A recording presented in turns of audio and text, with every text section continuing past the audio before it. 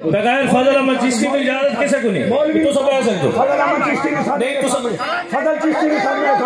बगैर फजल अहमद चिश्ती की इजाजत कोई नहीं किसे को कोई फजल चिश्ती मेरे सामने लाया धक्के मेरे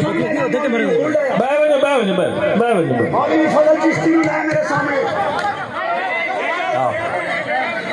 तो सर चिश्ती साहब को सामने की ना सो जवाब आते बैठे ना सर तो सब अपनी जगह पे बैठे रहो दोस्त अपने अपनी जगह पे बैठे रहो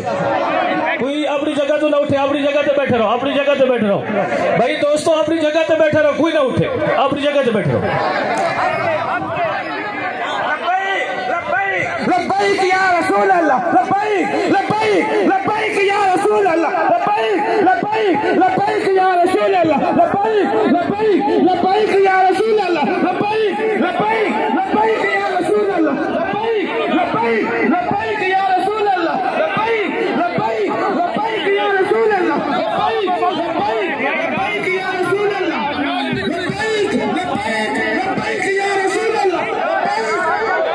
भाई जगह पे बैठे रहो जलसा जब मुकानी भाई जलसा जारी है बैठे रहो अपनी अपनी जगह पे बैठ लो